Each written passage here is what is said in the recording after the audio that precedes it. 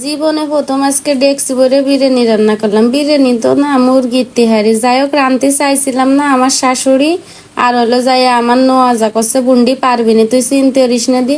তাই আজকে 7 কেজি হচ্ছে চাল আর 12 কেজি মুরগি তাই রান্না করব।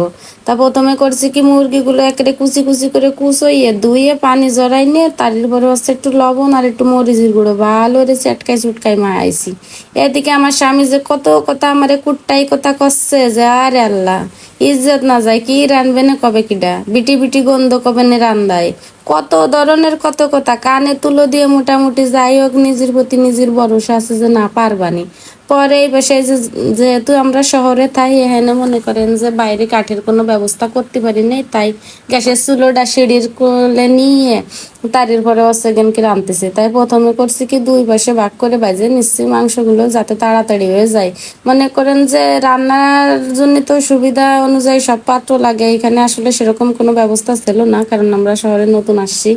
তারির পরে যাই এই যে এবার আমি বিরিয়ানির যে মাংসগুলো ভাজা হয়ে গেছে, তারই পরে পেঁয়াজ বেরেস্তা করে নিছি, তেজপাতা দিছি, গরম মশলা দিছি, দিয়ে মোটামুটি কত নাড়তি তালেছি। আজ মনে মনে চিন্তাতেছি যে কি হবে না আল্লাহ জানে। যাই হোক, এদিকে আদা রসুন বাটা দিয়ে দিছি, দিয়ে আবারও নাড়ি ছেড়ে নিচ্ছি।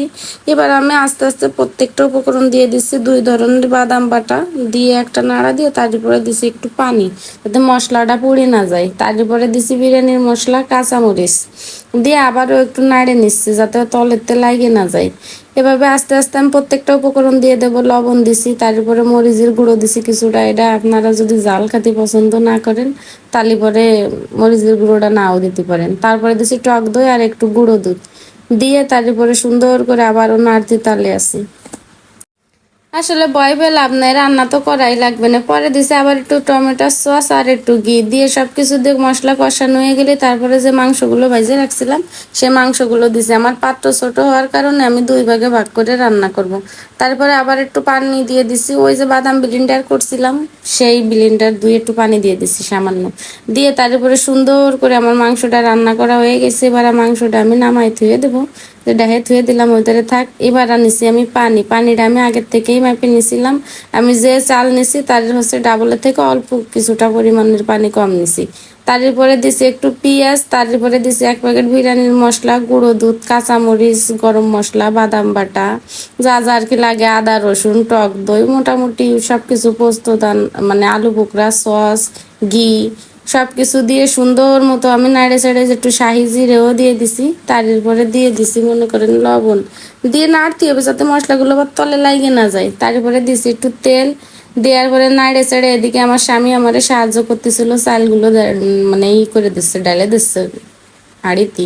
চালগুলো আমি আবার 1 ঘন্টা আগে ধুয়ে তার উপরে সুন্দর করে পানি সেকে নিয়ে নিছি। তাহলে হয় কি, ভাতটা খুব সুন্দর ভালো মতো হয়ে যায়।